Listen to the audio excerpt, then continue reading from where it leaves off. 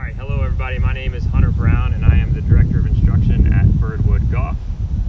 And I'm Rob Fales. I'm your player development leader here at Birdwood as well. And we wanted to do a video series talking about a very important topic and something we get from students all the time.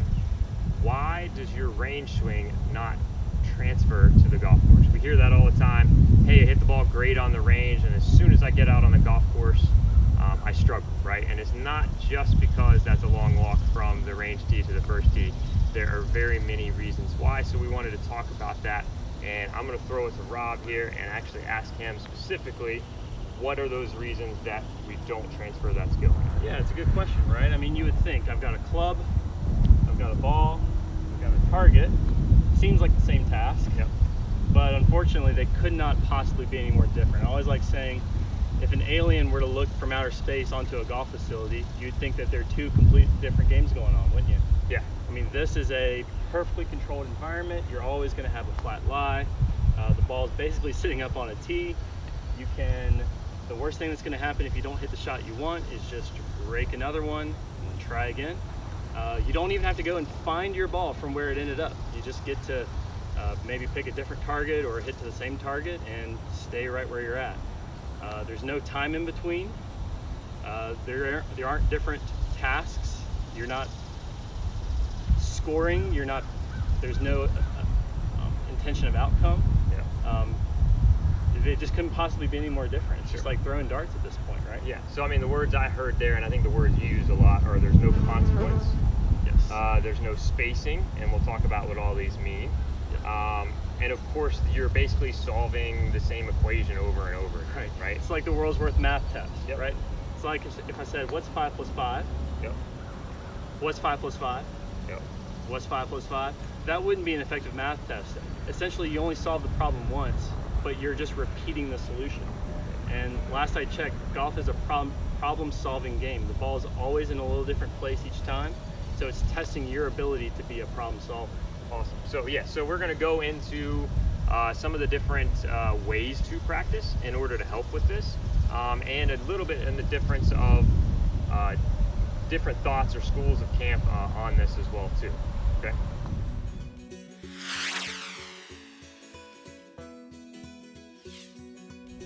All right. So we talked about why the transfer of the skill doesn't happen from the range to the course. Now we kind of want to talk about two different types of players or practicers we see when we're on the practice tee or in lessons, and maybe give you a little bit of suggestion as to which one you should probably get to if we're trying to improve. Right. Yeah, so the two main schools of thought here is that people tend to be of one of two mindsets, either a fixed or a growth mindset. A fixed mindset is totally preoccupied with the outcome right here, right now. They're trying to be performers in this moment. And it's human nature. You can measure it, you can see it, Yeah. It's immediate gratification, and if it's good, then you feel great about yourself. Yeah. If it's not, then you're wondering why you even come out here and play. The second mindset would be more of a growth mindset, which is something that you and I much prefer in terms of the type of students we see on the lesson tee, which is not concerned with the performance right here that you can measure in this moment.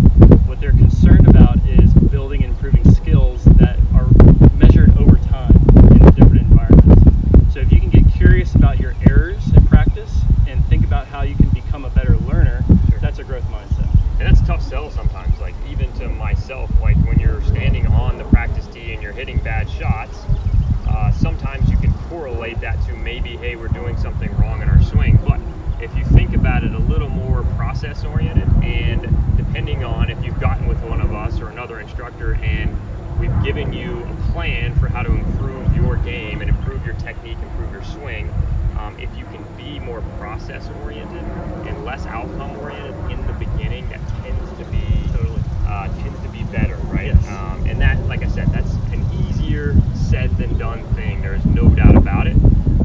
But if you can keep that long term, and I think that's what you're kind of getting at, is that learning happens over a long period of time, then I think overall you'll probably end up being a little more successful. Exactly, that's right. You can't measure learning right now. It can only be measured over time, and it can only be measured in multiple multiple variable environments.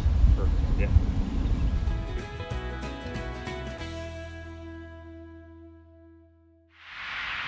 All right, so now we've decided the type of learner we're going to hopefully be. The next piece to decide is whether we're training to learn or training to perform. So Rob's going to talk about some of the differences in those two things and why we might choose one of those paths. Yeah, absolutely. It comes down to understanding, why are you here today? Why did you come out to your practice facility?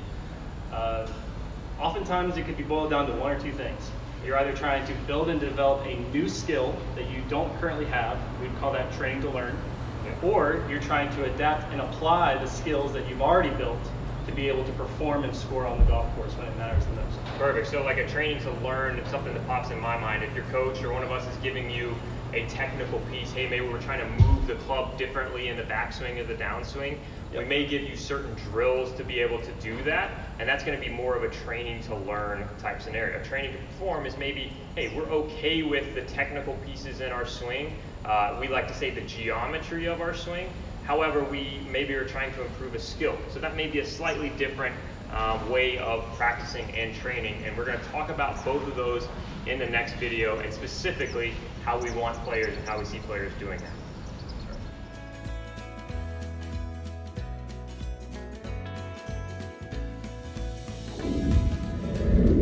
Okay, so let's say you've gotten with your coach and you've decided to come up with a plan to change maybe a technical aspect of your swing, something that you're doing with the club.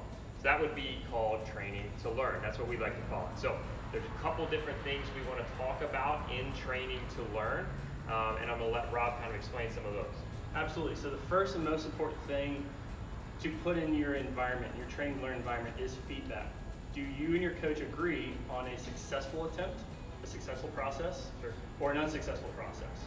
Once you have that idea, it could be anything, as long as it's objective, as long as it's not something that you can kind of guess at, all right, then you need to start to measure that success rate. So the research shows, I'm going to throw a lot of research at you here in this, but the research shows that the brain retains engagement between 30 and 70% success rate, which means that, let's say we did a 5-ball set, which we really enjoy 5-ball sets. If you were only doing 0 or 1 rep out of 5 correct, that'd be under the 30. You need to make this task easier. If you're getting 4 or 5 out of that task correct, then your brain's going to disengage because it's too easy, and you need to do something to make it harder. So it's so tempting to stay in that 4 and 5 zone because it feels good. It makes you feel like you're progressing. But like we talked before, the performance right here is not an indication of learning. You have to do something to kind of push yourself to the brink of your current ability. So it's that idea of we hear perfect practice makes perfect. That's not really the case. What we're trying to actually instill on you here is that we're trying to push you to that edge where you're going to fail. Right on that line, that's where the learning happens, right? And something that Robbie said is feedback. Feedback's super important. What do we mean by feedback? Well, you got to work with your coach a little bit specifically to what you're trying to do, but that could be, hey, let's video ourselves and see if we're accomplishing something we're trying to do with the club. That's a great way to feedback. Another thing could be an external cue. What I mean by that is something that's in your way or that you're having to swing around, for example. Things like that. Feedback, super, super important when you're practicing because you don't know if you're being successful or not. You don't always have a coach behind you telling you, yes, no, we're doing this correctly or not. So we need to create some sort of environment, learning environment, where you get that feedback to enhance that performance. Absolutely. So you're probably wondering, how do I change the challenge point? Well, let's say that you've done your 5-ball set and you can't quite do it right. You're at 0 or 1 out of 5. Well, take whatever time is in between reps and see if you can reduce it a little bit. Take whatever variability there is in your environment and see if you can reduce that. Try to do things to make it a little bit more controlled. The last thing I see a lot is doing it too fast. I think if you can slow it down a little bit, I think that is another way to kind of reduce that challenge point, to make it look and feel a little less like an actual golf shot that you're hitting. Exactly, and to that point, I think that's super important. It's something I've learned recently that has helped me a ton in my coaching, is making you actually take time in between shots, because when we're on the golf course, like we talked about earlier, there may be 3, 4, sometimes even 10 minutes between full swing shots. So if you're not making your practice more like your play, then you're probably not going to learn to transfer that skill over to the golf course. So if you can, take some time in between shots. Take 30, 40, 50 seconds, whatever it is, until you get to that point where you're no longer successful, and then like Rob's saying, make that time shorter. And then slowly over time, hopefully you'll be able to get better at that skill and doing it in a greater amount of time. That's right. The thing you need to remember is that your brain has to forget what it did in order to remember. So it's that remembering that actually encodes the pattern and allows you to retrieve that pattern more readily on the golf course. If you imagine taking like a math test where it was like 5 plus 5, and then the next question was 5 plus 5 again, and there are 10 problems all 5 plus 5. Well, you only actually solved the problem once. You just spit out the answer a bunch of times in a row. So every time you take time in between, every time you add some sort of variability in what you're doing or do something different, now it's like having a whole new problem again for your brain to have to solve. And it's that solving the problem that actually lets that get myelinated and encoded into the brain. I love that. Like when you learn, the best way to learn is to forget something, because then you have to remember it. And I think that's fantastic. So if you can apply that to your practice more, that learning process, then hopefully it can help you transfer that skill more to the golf course.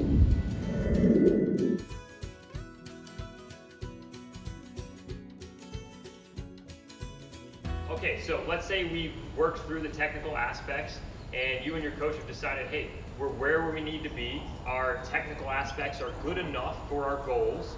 So now we're going to treat practice as much as we can like the golf course, right? So a word that Rob likes to use a lot is representative. We need the practice tee to be representative of the golf course. So I'm going to have Rob talk kind of a little bit about that too. So one of my favorite analogies is if you learn to drive, imagine if the only environment you learned to drive in was a parking lot. What would happen the first time I threw you out onto a busy interstate? Disaster, right? So what we need to do is start to make that parking lot look and feel incrementally more like the highway or the interstate, so that we have a better chance of accessing the skills that we've built when it matters. So I'd like to hear Hunter's feedback on this as well, but one of the biggest things that I see that is absent in the practice environment is consequences. Right? Not having any sort of consequence as far as where's the ball ending up is a huge thing that gets added when you go play. Sure. So I mean, something I like doing with my students all the time is, hey, let's actually play the golf course in our minds on the range, right? So maybe we take out a drive and we pick a fairway between two objects on the practice tee, and we're going to say, okay, there has got to be some sort of consequence. So let's say that there is a water to the right. So water right, if I hit it in the water, there has to be some sort of consequence. If that were to happen, the next shot is going to make it more difficult, right? So let's say we hit that shot and we happen to hit it in the water. Maybe the next one, maybe the consequence is time. Maybe we have to wait 3 more minutes. That would drive me crazy if I'm on the range, having to wait 3 minutes to hit a golf shot when I know I just messed up the last one, right? So maybe that's a consequence. Maybe you have to make yourself hit out of a divot. Maybe you have to make yourself hit your least favorite club. Whatever it is, create some sort of consequence for when you're trying to accomplish a task that it's going to make it matter more. And that's more representative of the golf course. Exactly. It's all about, I think one of the more common themes with Train to Perform is you have to do things voluntarily that make you feel uncomfortable. Yeah. It's hard. It's so easy just to get into our comfort zone of doing what we love to do, what we're good at.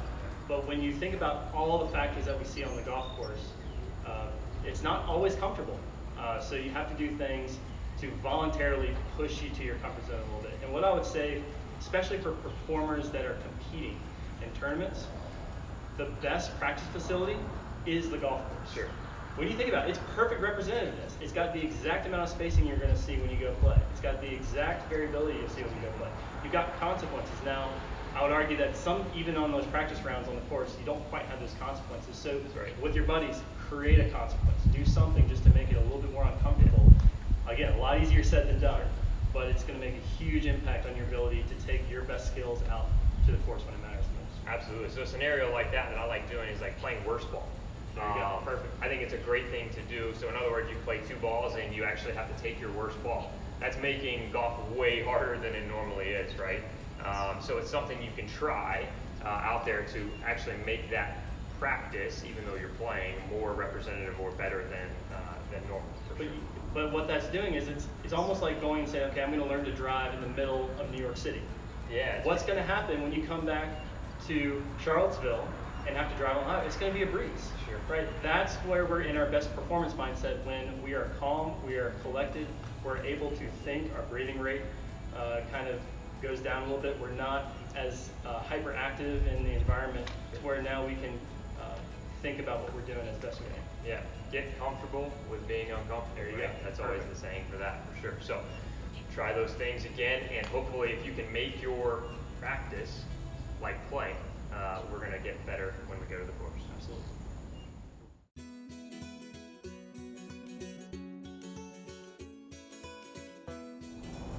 Okay, so we wanted to show some actual examples of how we're going to train to learn.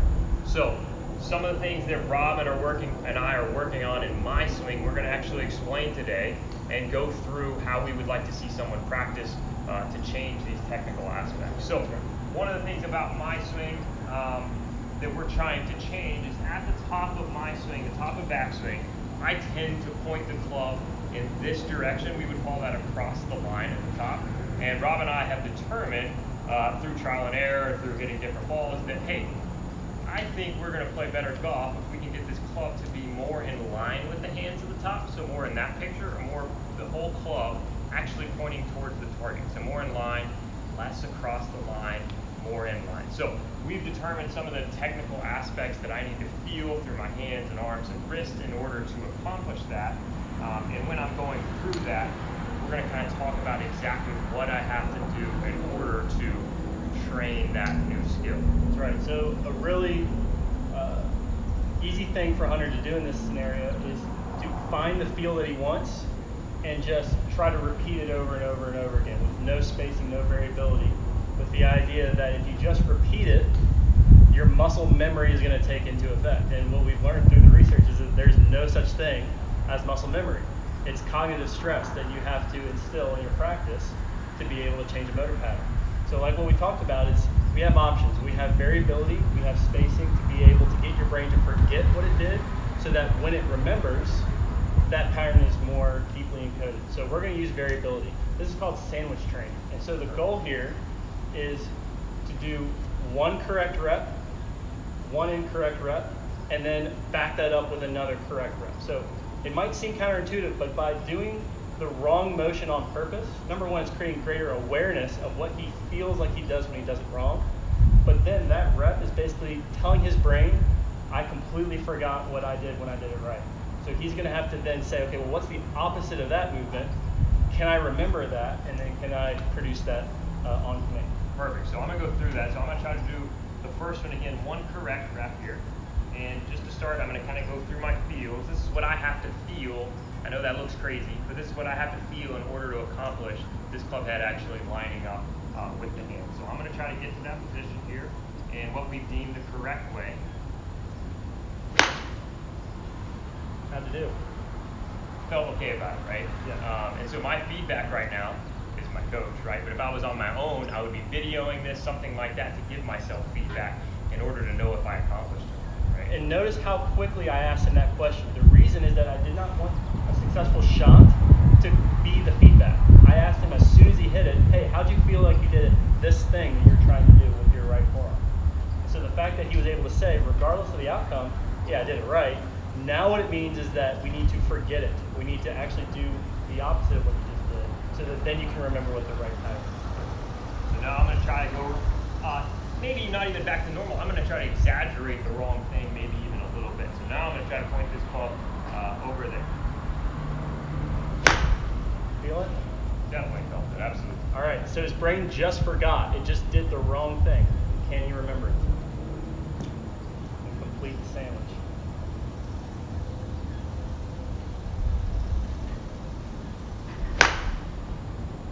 All right, did we get bread on both sides? Felt like I did pretty good on that one. Nice job. So that's a really good example of how to introduce variability to better encode the pattern that you're trying to create. Perfect.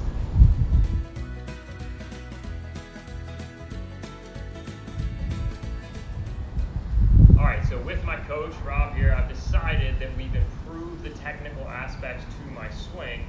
Now we're going to talk about how we're going to use our practice to perform, right?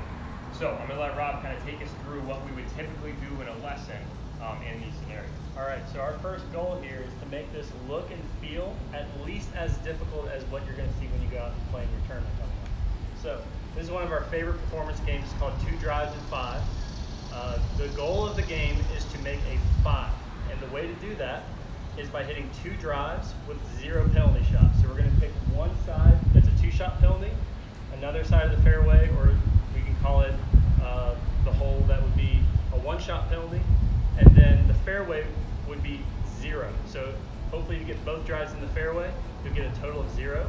Then we're going to play a par 3 from about 150 yards and in, and then we're going to play a par 2, which would be an up and down from somewhere around the green. You can make 0 off the drive, make a par on par 3 and the par 2, then you make a 5. The great thing about this game is that it is actually harder than what you're going to do when you actually play golf. And you've got spacing, time in between shots, variability. You're not doing the same thing over and over again, and there's a consequence. All right. Perfect. So what's my fairway here? So we're going to use the Cavalier pole as the middle of your fairway. You've got left is a 2-shot penalty, right rough is going to be the 1-shot penalty. Okay.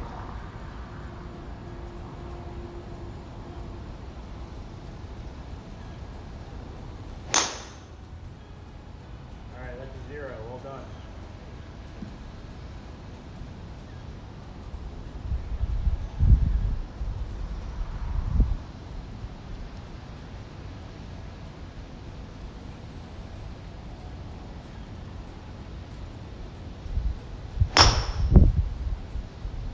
Very good. So 0 off the drive. So then what we would do if we're on the golf course is we'd actually pick both of those balls up and we drive into about a 9-iron or pitching wedge or something that's even closer to the green than that, and then you play a par 3. So let's use this black and white stripe flag here as our green. And we'll say on the green is auto 2 putt, within 8 feet is an auto 1 putt. And if you miss the green long, it's an auto 3.